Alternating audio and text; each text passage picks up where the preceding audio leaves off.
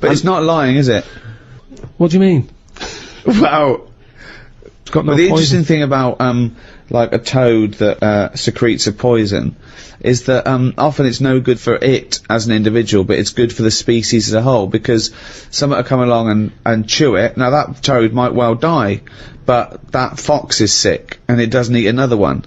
So it's sort of saving the species. Yeah, but at the same time, the dodo tasted rubbish. Everybody said, don't eat one of them again. We don't know that. Dodo. We don't know that. I have read it. I've read that they don't taste very nice.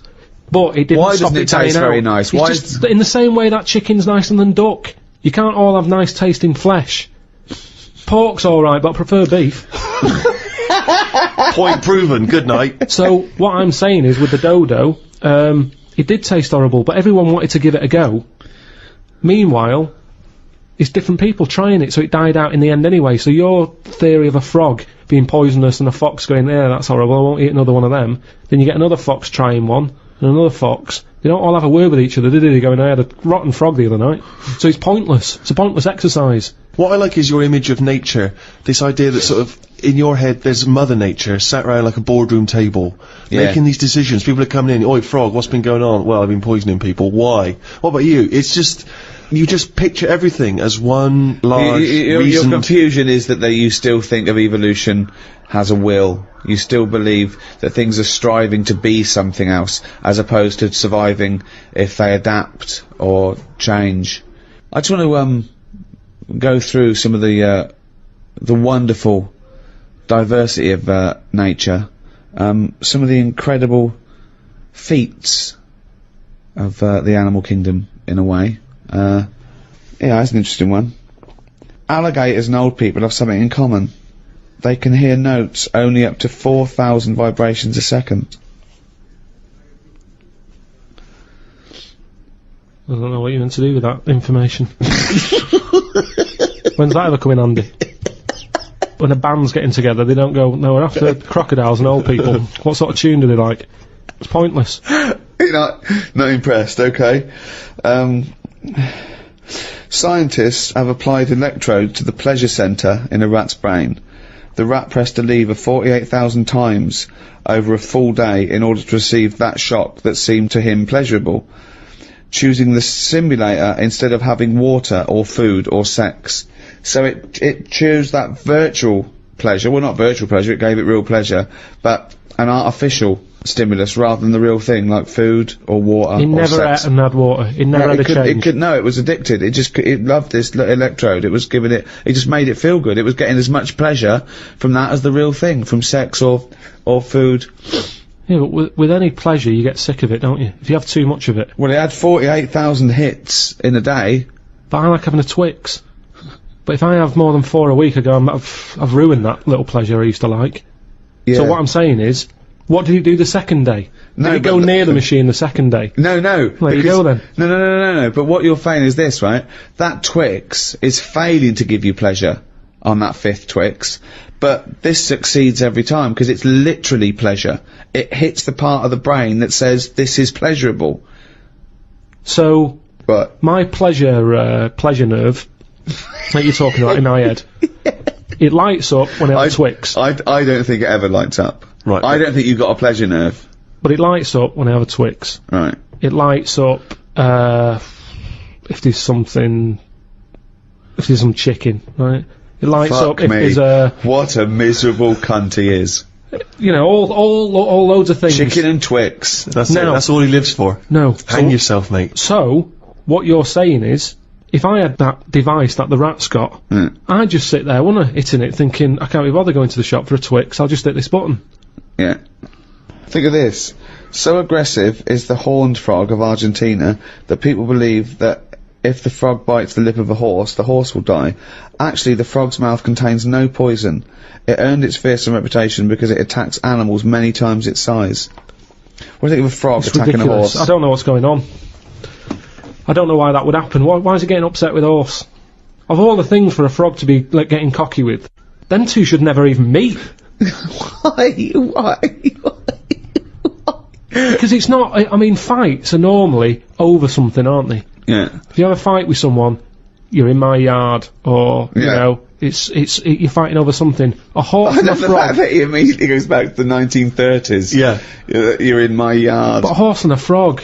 How did that disagreement What are they happen? swapping over? I don't understand what they've got in common. I don't understand it. I bet that's only happened once. It's a rare incident. Someone said put that in a book. I can't imagine it. That's happening a lot. That horses are being bit by frogs all over the shop. I saw this trailer for this documentary that said the man who's having a baby, and I turned on, and it's a woman going through a sex change, and she's pregnant. That's not a man having a baby. That's a woman having a beard. Having a breakdown. Why is that? That's a con. That is pure sense. It's a man having a baby. Look, the world's first. No, it's a woman. It's a woman. What do you think of that? What would you do for your doctor? And I came to you and went, Carl, listen, I'm having a bit of a rethink of these. The penis, I hate it. I hate this cock. But what do you mean you hate it? I hate it. I don't want it there. It doesn't look right. It doesn't look right. It just sits there resting on these fucking awful testicles that I'm gonna get rid of. I want this thrown away. Yeah, well, it's, you know, they're not a great look. I know that. Everyone knows that. It's just the way they are. I mean, if we're all being honest, they're an odd design. I don't think anyone likes their own, do they? That's why we cover them. They're not a great thing, are they? What? It's not why we cover them, though, is it? It's part of it, I think. I think deep down, I mean, even if, like, I know you hate the Adam and Eve thing, but even if back then he was like, good God, cover them up. Even he had a leaf on. No, but listen. So, are you thinking fundamentally, then, that aesthetically, the testicles and the penis isn't as good as it could be? What would you have there instead? Well, it's designed that way because that's the way it's got to be designed. It's more about function than Yeah. and that's the thing, innit? With modern technology, You need, you know, the thing is the testicles have to be outside because they have to be a few degrees below body temperature. yeah. Otherwise the Sertoli cells die, which sort of feed the semen and all that. So, they you know, to be functioning and sort of like fertile, they have to be outside, which is annoying because I'd put a little rib cage around them. Like that. I'd pop a rib cage round those, protect them, wear a cricket box, have that built in, so you cannot get a swift kick in the bollocks that makes you feel sick. But it'd be better if they could sort of reverse up in a way that they were hidden away. Right. So that they were just, then you dropped them, it's like, right, we need to cool them down, be at it in about half an hour. Yeah. Zzz, drop them down. Yeah, like the gear on an aeroplane, landing gear. Yeah, and landing gear down, and the bollocks and the cooling down. Or you could just pop them in the fridge for 10 minutes. It's Well, like they could detach and you could pop them in the fridge and cool them Yeah. down. Can you make me some breasts? easy. Okay. Go on, you say easy, what are you gonna do? What's your plan? Just how do you do that? It's tablets, isn't it? No, but Testosterone, isn't it? Testosterone. Toblerone. I want some Toblerone. Well, have sort of pointy tits. Mm. Like Madonna.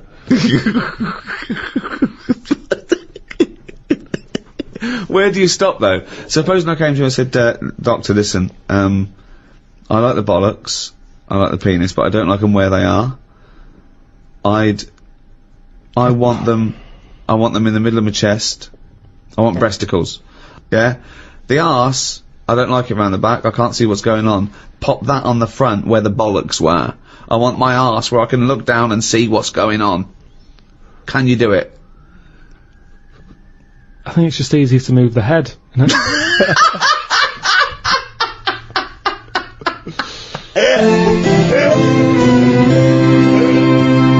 Rick, I know you're a big fan of Professor Richard Dawkins, the evolutionary biologist. He wrote a book, The Ancestor's Tale, in which he predicted a post-human world.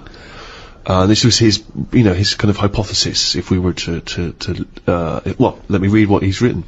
If nuclear war destroys humanity and most of the rest of life, a good bet for survival in the short term and for evolutionary ancestry in the long term is rats. I have a post-Armageddon vision. We and all the other large animals are gone. Rodents emerge as the ultimate post-human scavengers. They gnaw their way through New York, London and Tokyo, digesting spilled larders, ghost supermarkets and human corpses, and turning them into new generations of rats and mice, whose racing populations explode out of the cities and into the countryside. When all the relics of human profligacy are eaten, populations crash again and the rodents turn on each other, and on the cockroaches scavenging with them. In a period of intense competition, short generations perhaps with radioactivity enhanced mutation rates boost rapid evolution. With human ships and planes gone, islands become islands again, with local populations isolated, save for occasional lucky raftings. Ideal conditions for evolutionary divergence. Within 5 million years, a whole range of new species replace the ones we know. Herds of giant grazing rats are stalked by saber-toothed predatory rats. Given enough time, will a species of intelligent, cultivated rats emerge? Will rodent historians and scientists eventually organise careful archaeological digs, and through the strata of our long-compacted cities, reconstruct the peculiar and temporally tragic circumstances that gave ratkind its big break? Carl, thoughts?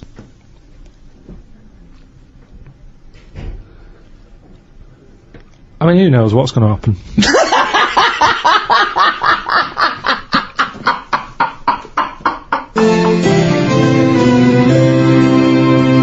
Well, that's about it for the second in the series of the Ricky Gervais Guide to. That was Natural History. I think we've left no stone unturned there, Rick. I think that is a definitive work. If you've enjoyed the Ricky Gervais Guide to Natural History, why not go back and listen to the Ricky Gervais Guide to Medicine, if you haven't already, or even if you have, because it'd be revision. Exactly. You know what I mean? There will be a test. There won't be a test. There won't be a test. We can't be bothered. No. And next in the series is the Ricky Gervais Guide to the Arts. Look forward to that. So just clarify, that's the arts. Yeah. Right. Not the arts. Sorry, just yeah, the way you speak. Well, yeah, I mean, I think you should never go away people speak your words away. Yeah, well, no, but just be clear. Well, no, but you Be clear. clearly you're not being clear, aren't you? You're making dumb, bumbling fool. And we won't even get on to Karl Pilkington. Dopey twat. Anyway, thank you very much from me, Ricky Gervais, with me, Stephen Merchant. Goodbye. And Karl Pilkington. All right.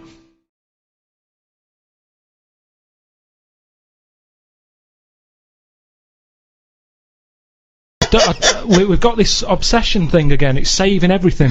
It's like how we save every animal, even a germ, we get upset about if it dies out.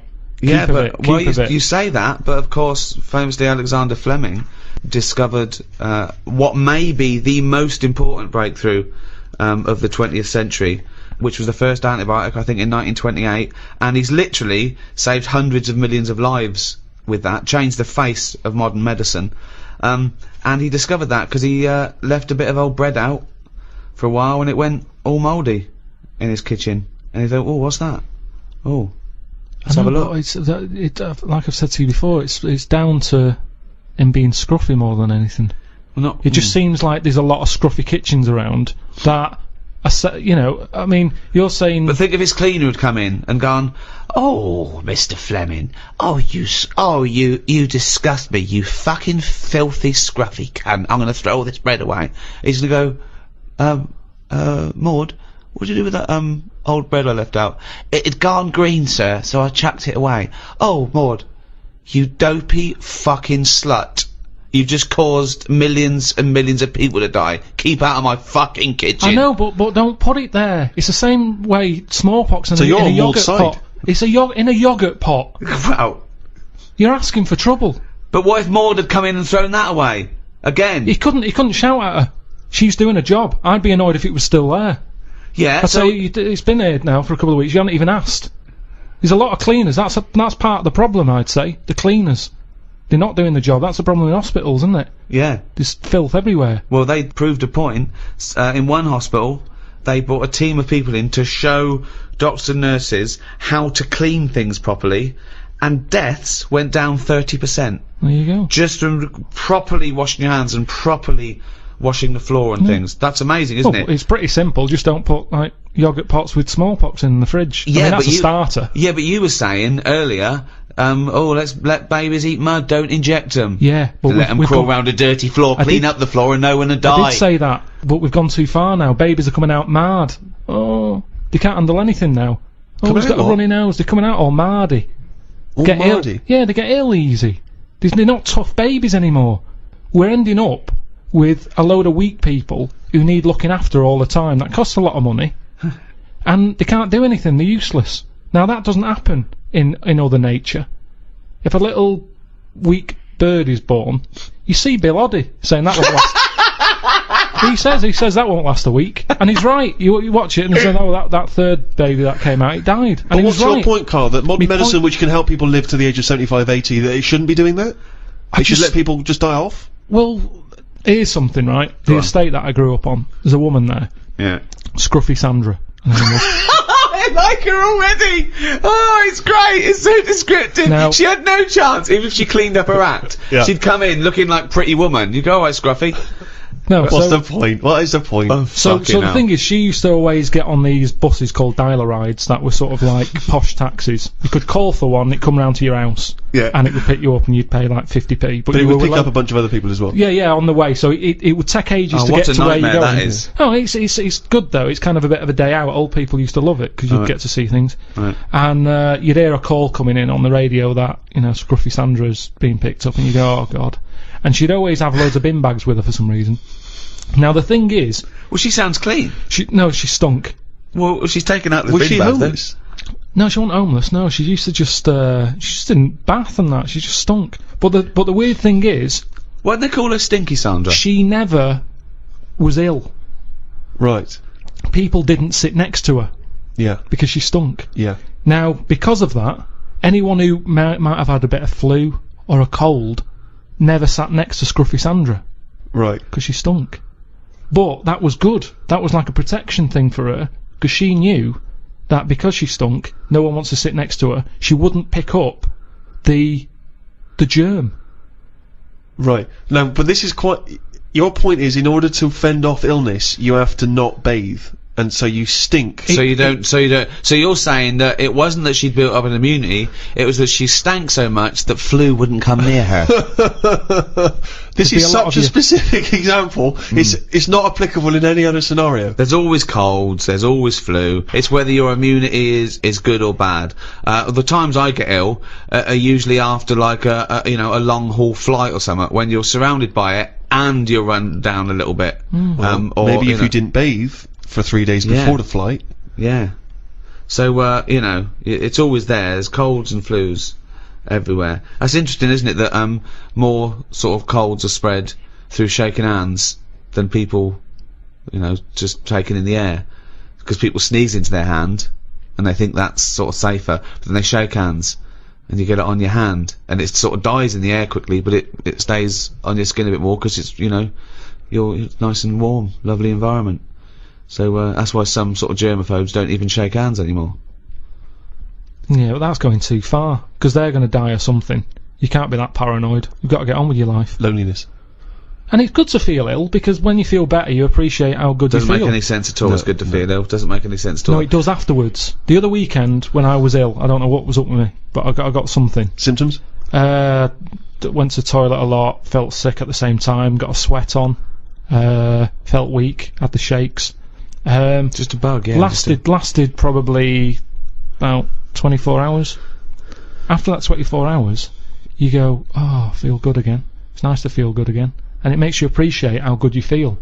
Now, sometimes I don't know if I feel well. Doesn't make any sense at all either. What do you mean? Sometimes you don't know whether you feel well. Because I've been in my body for years. Here he goes again. Go on, yeah. Here he goes again. Now, the two minds. If there was some sort of kit that the doctor said, how are you feeling, Mr. Pilkington? I go, oh, I think I feel alright. And they go, well, do you? I go, I don't know. And they go, well, step into the machine, right? Get into the machine, and if he could somehow transfer my feeling into his body so I could feel how he feels, and then he can feel how I feel, and he'll go, oh, you're not well at all. Your heartbeat's irregular for a start. You're a maniac. This is... I No. don't know what's going on here. Because- Why don't you you just get used- accept that if you feel well, Because you don't know if you Hang feel on, let's well. get this machine built. Sorry, why are people bothering studying AIDS? We got to get this machine built. Listen, this machine could do a lot of good if they could do it. Why? Because some people, you hear about people who go, oh, I think I've got a bit of wind. Before you know it, they drop down dead. Right? because they didn't know. They just, well, didn't Mr. Jones have a sweat on, Mrs. Jones, before? Oh yeah, he did, but he always had a sweat on. Well, didn't it bother him? No, he was used to it. Happened for years. Why didn't you come in? Oh, So, he and felt what would the alright. machine do again?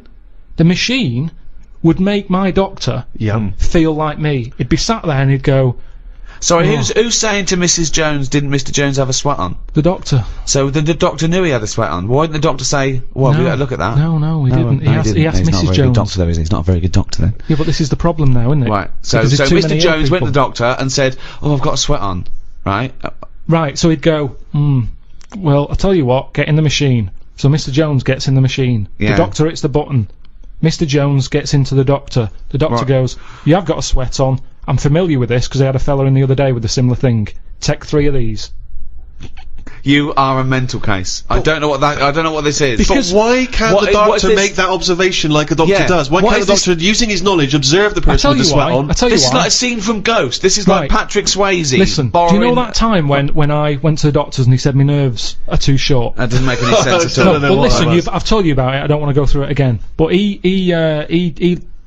looked at my legs and stretched them and that. He said, "Yeah, it's the old short nerves problem." Now, The old famous short nerves took like 3 visits before he worked that out. Right. But how would he be able, just because if he was feeling how you were feeling, I wouldn't help him identify it, Yeah, would it? you're there in your body and you're not going, bloody hell, my nerves are a bit short. Doctor, you go into the doctor, okay, and we're just gonna place Pilkington in Right. I'll tell you Pilkington is the in me. Oh, my nerves are too short. When my nerves were short, Are they not short already? Have they extended since then? well, I just have to do stretches and it's pull them about. Right. But when I had that, I'm not very good with words.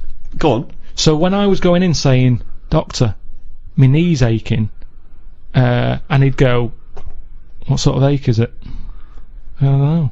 Yeah. I don't know. It's just an ache. And Toothache. It's like a toothache in my no, leg. but it's different. Go It's on. a different ache. Now the thing Arseache. is, It's like an arseache. it's hard to explain an ache. So he'd Yeah. have to feel the ache, and then he could make an assumption from it. Thank you. So he would presumably go through training, going in the machine, and they'd bring in various sick people, and he would experience and feel every single ailment. Great. Yeah, but over. Doctor, I'm gonna let you know now what a swift kick in the bollocks feels like, just in case you ever have to diagnose that. Oh, you can't! I can't remember that one! Yeah, but Doctor, now you're gonna feel a spike up the arse. it's all about. Yeah. It's, Oh, I can't remember that one! Okay. No, Doctor- couldn't I just wait until the man comes in with a spike up my arse? No, you got to tell you so you know But when I you reckon I feel could it. assess it. If he's coming, he's got the spike up his arse, I'd You've be got able to to tell. experience everything before someone comes in and gets into your body like Ghost, and you'll know what it is. Hey, listen, let's not dismiss this idea out of hand, of course, because you'll famously remember, Rick, that Carl had the idea of a man who can grow backwards. So he's born as an old man, and when he dies, he's a young baby. I think we're all looking forward to the new Brad Pitt film. That is exactly that plot. a bit strange. It's not really strange, is it? Because it's from a novel, I think written before Carl was born. That's true. That is true. Yes. Yeah, So but I actually- haven't read it. Well, so that's obvious. It's just an idea, and with all ideas comes something. Einstein said that. He said if an idea isn't Go on. Wait. Just what let did him finish. Einstein say? We've got an Einstein quote here. Yeah. This is a historic day. Carl, sorry, what were you saying? What did Albert Einstein say? he just said something along the lines of. No.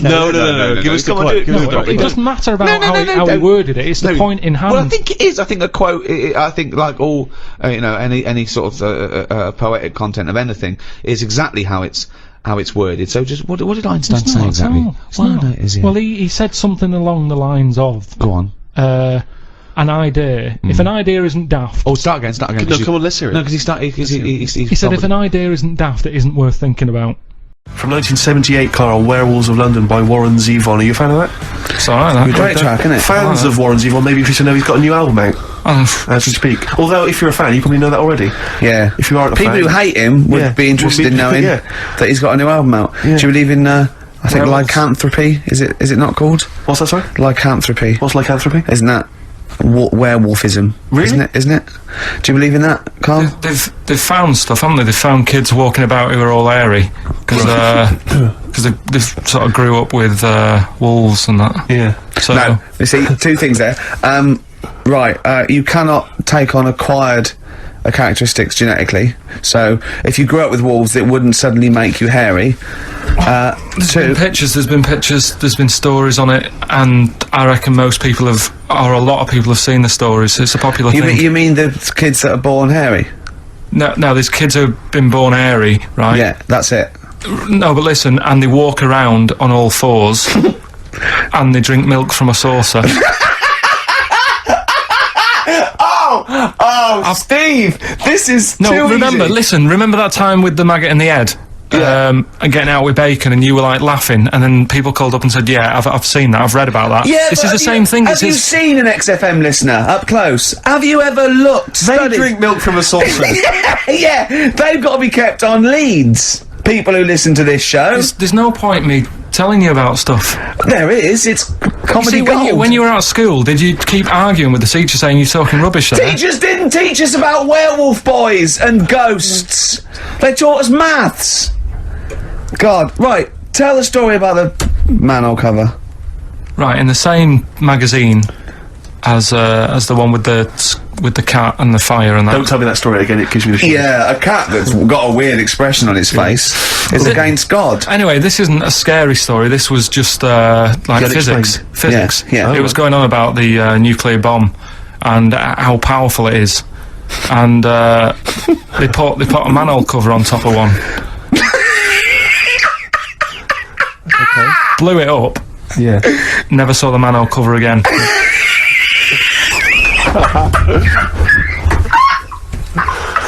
Man alive, Carl.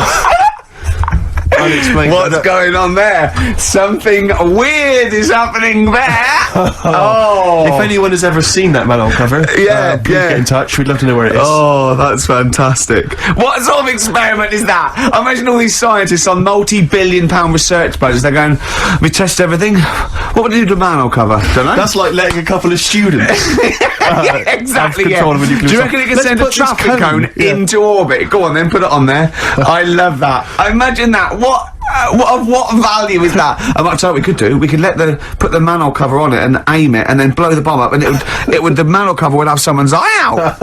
Fire it. See if you can fire manhole covers off the nuclear bomb. Whatever. Tie bangers to a bomb. See if it's louder. Oh God. Anyway, Carl, look, let's have a little quick session of White Van Man. For those that don't listen to the show regularly, the Sun, as you may know, has a section called White Van Man where a member of the public gets asked their opinions on the week's big political and social hot potatoes. Carl, we just thought it would be fun if you answered some of the questions. It's not so much questions; it's just your views really on these big news stories.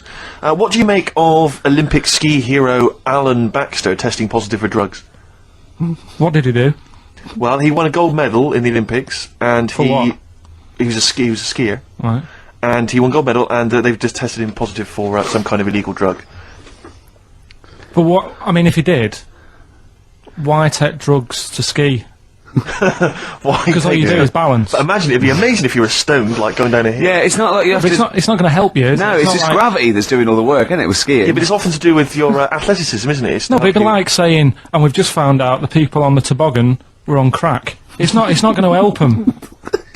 You sit there and you go with the flow, and you try and you hold Could on. I say, the drugs he was Apparently taking. that's his defence, Probably, he probably wasn't jacking up H or dropping a few E's or getting stoned. He was probably taking more sort of Steroids. performance enhancing drugs, as opposed to him just like scoring some shit around the corner from someone, that getting off his tits and jumping in a toboggan. Doesn't mean that, does it? He wasn't off his nut. Yeah. You tasted you pissed out your head. But why doesn't he just say, don't be stupid, why would I do that? It's just not going to help me out. But it is, isn't it? Because performance enhancing drugs do. Wait a minute, Steve. Wait a minute, Carl. Right, look at this way. Okay, look at me. Yeah, have I got his attention? Yeah, the lights glinting off your ring there. Yeah. You're attracted to him. Okay, right. Now keep concentrating. Right. Some athletes, you're aware they take drugs. That's to build up Swimmers muscle. and stuff. Yeah, swimmers. For Runners. example, runners, yeah. Not only do they help build muscle, right, but they can actually, give them a boost performance-wise, Yeah. sort of like steroids and all this sort of stuff, right? So that's the sort of thing we're talking about, okay? Right, so again, He wasn't on why a bong would that help before. you? What? Why would that help you when all you've got to do is balance on skis? Not when you're at the Olympic level. Yeah. There's a lot to do with your body and your No, it's legs. practice, isn't it? It's like, if you've skied for years, then you've got good balance after a bit. Oh, do you know what, Carl? Do you know what? You've made a mockery of drug taking. Well done. Right, next one, Steve. I hate this bit. I hate this. I don't know if you saw it. What did you make of Posh Spice's Warts and All documentary? Yeah, I saw a bit of it. What do you make of it? I mean, people are slagging them off aren't they, saying, you know, she's daft and that, but...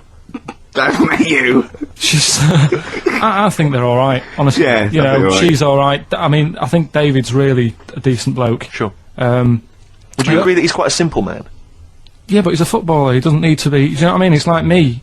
Yeah. Like, you know, alright, I only got an E in history. But knowing about the Tudors doesn't help me press these buttons and put the next CD on. No, sure. Do you know what I mean? Yeah. So, good luck to him, and he's done well out of it, and it's just jealousy. Yeah. I remember, though, when I was back in Manchester, I was in Piccadilly train station, and he was there, right? Not as big a star as he is now, back then, but he was stood there, and I was so close to going over to him and saying, "Did you go to my school?" Because I recognised his face, but I didn't know who he was. Do you know when you sort of go, "Sure, I went to school, it's not the one with the big head." Yeah. But I do recognise him, and then my girlfriend got off the train, and I said, "I'm sure I know him." She said, "Yeah, it's David Beckham." And I was so thank close God to for your going over. girlfriend. Does she get an awful lot of scrapes, does she? She does, yeah. Okay, what about the fact that the pension crisis Sure. is going to force Britons to work into their 70s, Carl? You might have to carry on working into your 70s before you can claim a pension. I think it's a good thing. Because you see a lot of old people who look bored. Okay. And I honestly think if you keep your brain busy, Yeah. you'll live longer. Yeah. It's only when you actually shut down, right, that's when your body sort of dies, because it doesn't feel it has a purpose. It's like if you've got flu, keep going to work. If you have a day off, you just feel worse, you'll mope about at home, it doesn't do you any good. What about, where do you draw the line there, though? What if you, say, lose a finger? Pop into work? Depends. If you can't concentrate because it's painful. But what if you're a typist? Or You're not going to pianist? type as many words, but you'll do more at work than you would having a day off at home. Sure. Okay. Tony Blair turning trendy with his Paul Smith designed naked lady shirt. I don't know if you've seen this. It's the one with pictures of naked ladies on the cuffs. And, you know, I mean... Okay. And finally... you see, this is what annoys me about this feature. It's just, what's that? So what? yeah, but it's the Prime Minister of this country wearing a trendy shirt with naked ladies on the cuffs. Alright.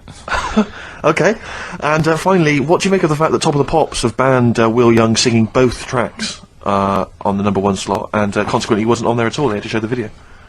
The first time anyone's ever made this demand. He wants to sing both the A and B side. Well, he can't. It's double A, yeah. Double A side. That's what they wanted to do. That isn't how it works, is it? Yeah, I agree, yeah. And the thing is, which one...